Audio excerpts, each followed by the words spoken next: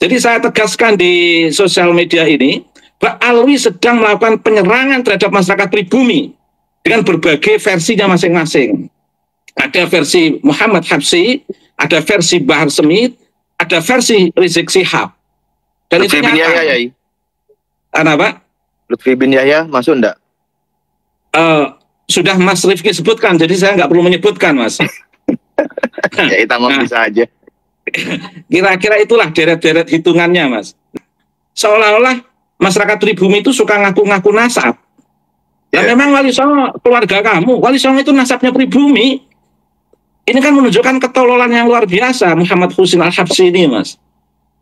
Nah, tes DNA-nya sudah berbeda, G sama O itu berbeda. Nah, dari tes DNA sendiri ini sebenarnya mereka sudah harusnya beristighfar, karena Wali Songo yang diakui sebagai keluarga mereka, bahkan dijadikan senjata mereka untuk menghantam pribumi secara verbal, melakukan kekerasan terhadap pribumi sebagai objek kekerasan, untuk mendapatkan kemuliaan mereka, seolah-olah nasab mereka itu adalah pasti, yang telah mereka tata secara rapi, dan memasukkan Wali Songo sebagai bagian daripada mereka. Ini kan sebenarnya Pak Alwi sedang melakukan kekerasan. Cuman bedanya, Muhammad Husin Al-Habsyi melakukan kekerasan verbal dengan bahasa yang lembut. Bahar Smith melakukan kekerasan verbal dengan bahasa yang kasar. Sama-sama melakukan penyerangan. Jadi saya tegaskan di sosial media ini, Pak Alwi sedang melakukan penyerangan terhadap masyarakat pribumi dengan berbagai versinya masing-masing. Ada versi Muhammad Habsyi, ada versi Bahar Smith, ada versi Rizik Syihab. Dan Lutfi itu bin nyata. Yahya, Yai. Kenapa? Lutfi bin Yahya masuk enggak? Sudah Mas Rifki sebutkan, jadi saya nggak perlu menyebutkan, Mas. Ya, kita mau bisa aja. Kira-kira itulah deret-deret hitungannya, Mas. Nah, secara teori yang dikatakan Rizik Syihab tentang perlunya tes DNA, dikatakan oleh Muhammad Husin Al-Habsyi, secara teori benar, betul. Nah, ketika itu dikatakan betul, itu kan menunjukkan sempurna kepalsuan mereka. Karena mereka setelah munculnya tesis Kiai Imad, nampak mereka betul-betul tidak punya data itu, Mas. Jadi kedustaannya itu betul-betul nampak di situ. Kemudian ini yang menarik, Mas. Hanif itu saya kira bisa membaca kitab, tapi nggak paham arah fikih, Mas.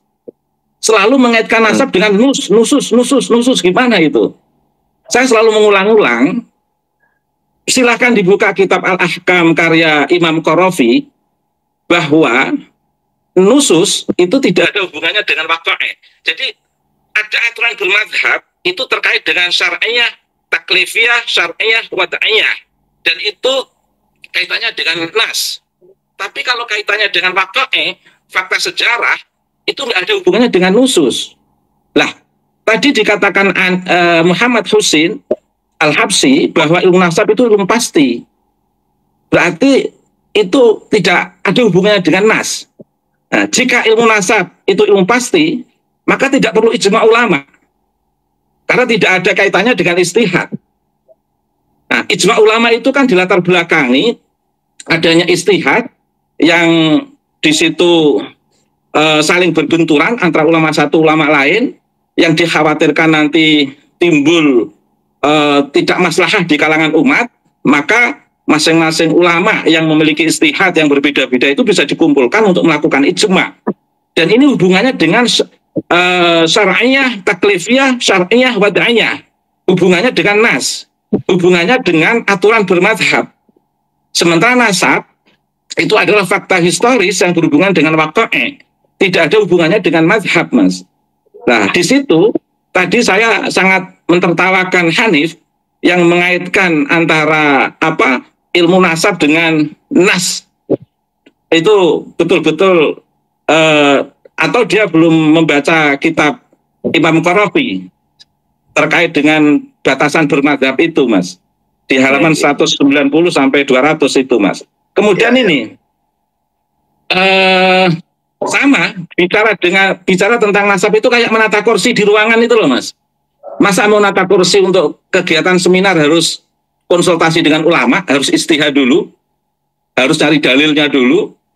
Kan itu fakta historis. masa mau menunjuk warna ini warna kuning, hijau atau biru atau merah, masa harus isbat ijma ulama dulu, kan tidak enak. Mau misalnya ada banjir, bagaimana melakukan evakuasi terhadap masyarakat yang kebanjiran, masa harus melakukan ijma ulama dulu, Mas. Ini kan jadi lucu semuanya. Dan sebenarnya tanpa disadari, Muhammad Husin Al-Habsyi, Rizik Syihab, itu sudah menjawab gugatan-gugatan Ba'alwi terhadap tesis Kiai Imad. Jadi sebenarnya Kiai Imad itu tinggal kipas-kipas duduk di kursi santai aja, Mas. Karena gugatan dan framing Ba'alwi itu sudah dijawab oleh mereka sendiri sebenarnya. Sebagai Robitoh membuat pernyataan seperti itu dengan tegas, artinya tanpa disadari Muhammad Husin Al-Habsyi itu sudah membatalkan demi fakta historis bahwa nasab Ba'alwi tidak terkonfirmasi ke Nabi Muhammad sebagaimana yang ada dalam tesis Kiai Imad itu betul. Jadi pernyataan Muhammad Husin Al-Habsyi itu tanpa disadari itu adalah membenarkan tesis Kiai Imad. Karena tesis Kiai Imad itu justru yang telah menunjukkan sebuah riset terkait dengan kepastian fakta historis yang telah diungkapkan.